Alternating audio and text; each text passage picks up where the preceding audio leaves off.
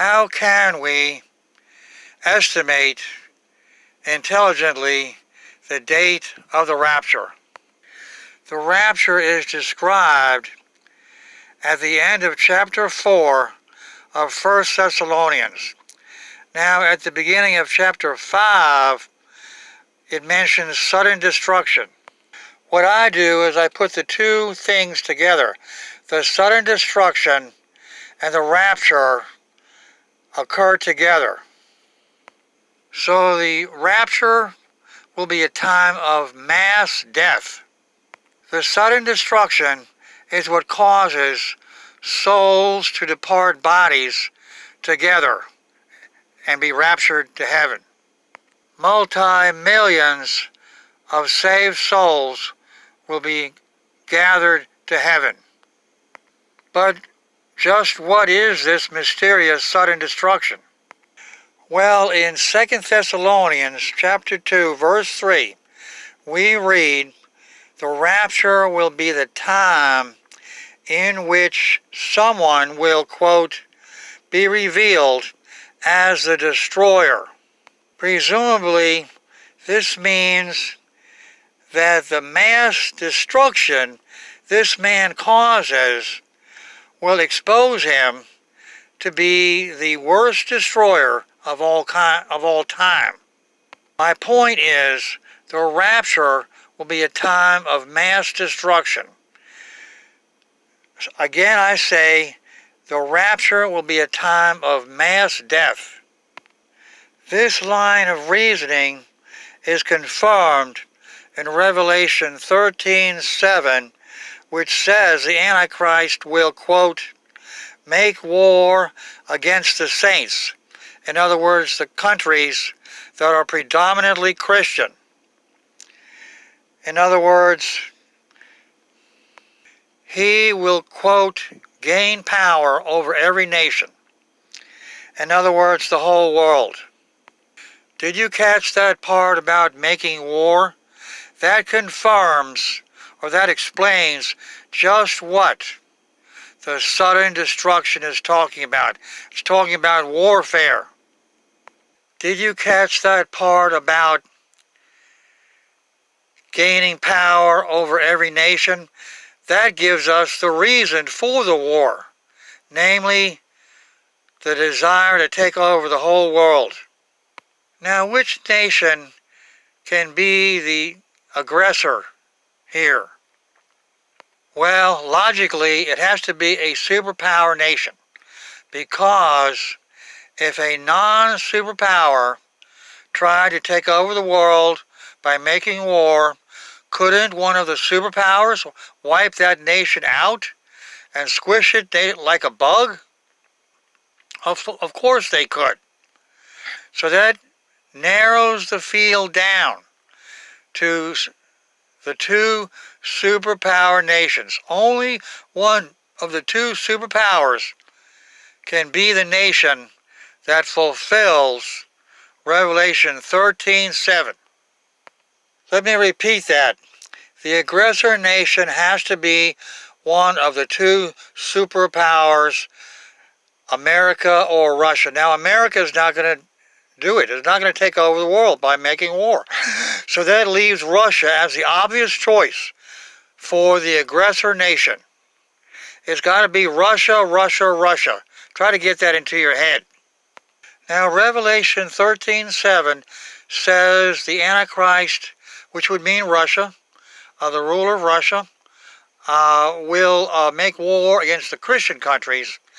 Now, logically, we're talking about the leading Christian countries, namely America and the countries of NATO, because they have been holding Russia back. They have been restraining Russia. And in 2 Thessalonians chapter 2, it says the restrainer will be taken out of the way. That's talking about Russia knocking off America and overrunning the NATO nations of Western Europe. So, if we can tell when Russia will attack America, we can tell when the rapture takes place, because when Russia bombs America, that is the rapture. That is the rapture. Um, there are 330 million people in America. That's the population. 2/3 consider themselves Christian. So if Russia wipes out 200 million people in America, the big cities, 2/3 of 200 million would be, let's say, around 150 million. And so the rapture will be very much smaller than what people think. Instead of 1 billion, 1.5 billion, or 2 billion people, all the Christians in the world, it will be more like 1/10 of the Christians in the world. How can we estimate when Russia will bomb America? Well, it's very simple. Would Russia bomb America? Would Russia be likely to bomb America as long as America has our nuclear arsenal with which we can retaliate effectively and destroy Russia? Or would Russia be more likely to attack us after we disarm, and when we can no longer destroy Russia with our retaliatory strike because our arsenal is gone because we disarm? Obviously, the second choice is the realistic answer. Russia will attack us only after we have disarmed. Now, how can Russia get us to disarm? Well, in the late 1980s, Gorbachev ended the Cold War. Russia gave up Eastern Europe. They let the captive nations of Eastern Europe become free. The Soviet Union disarmed. The Communist Party lost its monopoly on political power in Russia. Long story short, Russia has already seduced us into disarming. Over the last 35 years, we've been steadily disarming until now. We have already reduced so much that our arsenal is only a shadow of what it used to be. Long story short, if we go by the size and strength of the arsenal we have left, we can estimate that the rapture is right around the corner, because Russia is no longer afraid of our arsenal because it has been so greatly reduced. Now, I could tell you that Russian attack and the rapture will occur in the near future. But to be more realistic, to be more blunt, the rapture will occur in the immediate future. I'm telling you today, the evidence points to October 2020 as the time of the rapture. Now, I'm not going to say it's going to happen. Definitely, I'm going to say that's my guess. That's my educated guess. But let me put it like this. The tribulation will last 5 months. Now, if the rapture comes in October, and Russia takes over the world in October, and they rule the world for 5 months, and then Christ comes and brings an end to Gorbachev's rule, that would mean the 5 months would end at the end of February of 2021. Now that makes sense, because the end of February is a time of Purim. Now Purim is a celebration of the death of Haman, who was a type of the Antichrist. What I'm saying is, it would be logical and appropriate for the real Antichrist to die at the time that the precursor of the Antichrist died. Haman was a precursor. He was a forerunner of the Antichrist. Now, just like Christ died at the time of the Lamb, the Passover Lamb dying, the Lamb of the world, the Lamb of God died at the time that the Passover Lamb died. In the same way, the Antichrist should die at the time of the precursor, time that he died, Haman. And so it would be at the end of February. And so 5 months before that would be the time the Antichrist takes over the world, which would mean October of 2020. So you see, I really do believe the immediate future is the time of the rapture. Now let me explain to you just how much America has disarmed. Our nuclear arsenal is called a Triad because it's made up of 3 parts. Number 1 is the missiles on our submarines.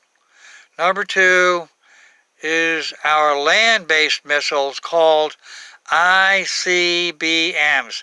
IC stands for intercontinental, BM stands for ballistic missiles, and number 3 is our strategic bombers, the B-52s, the B-1s, and the B-2 stealth bombers.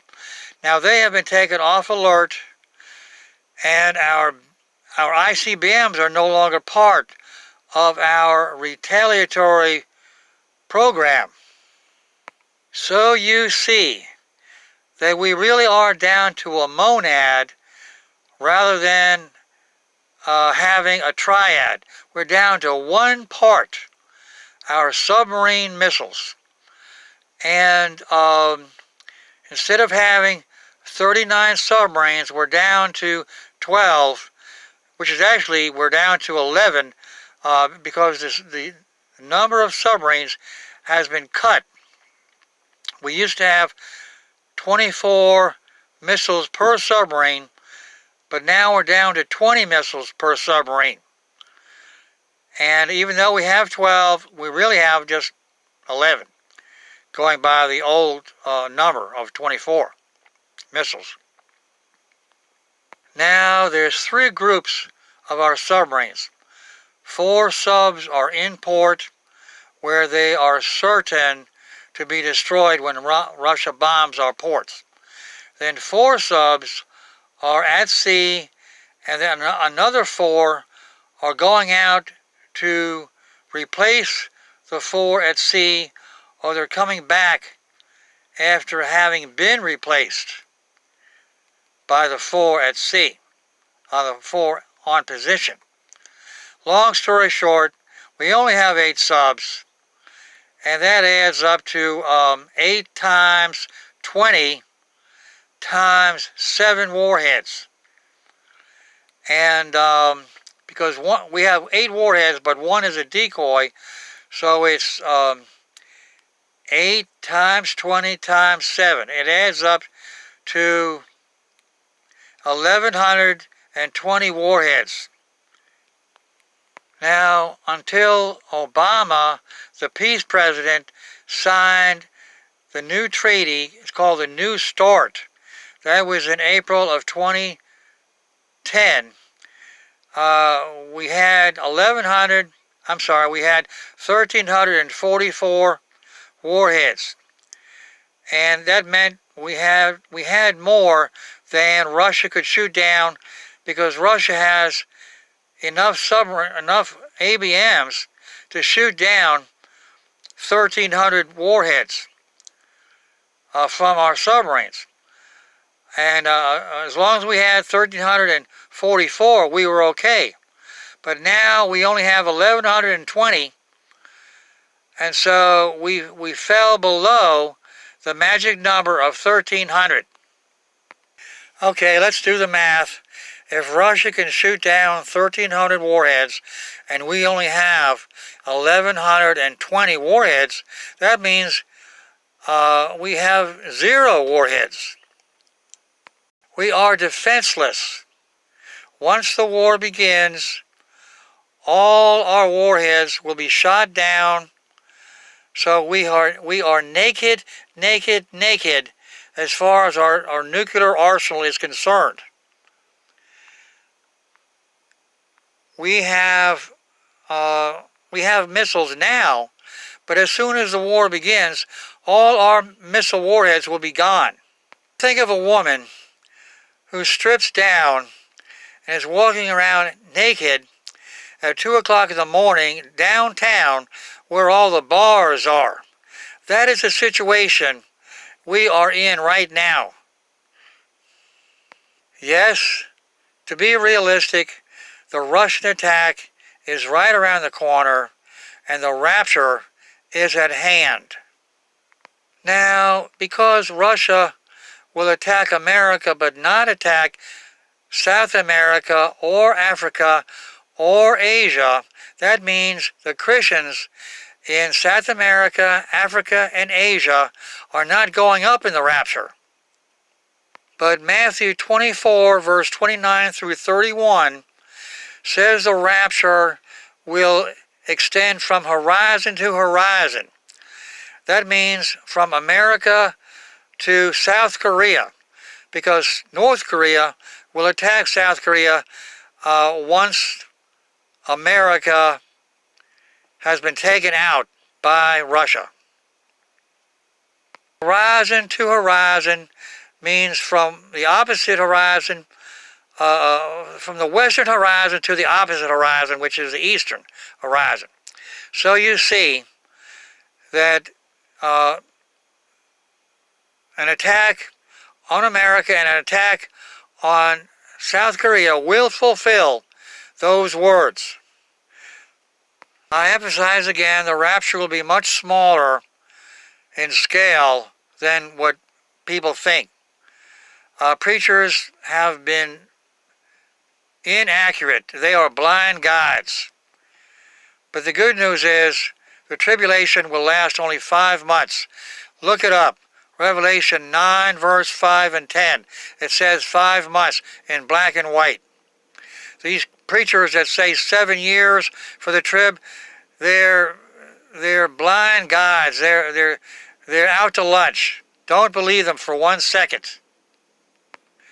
I'm going to write a transcript in the description box under the video, so please make a paper copy.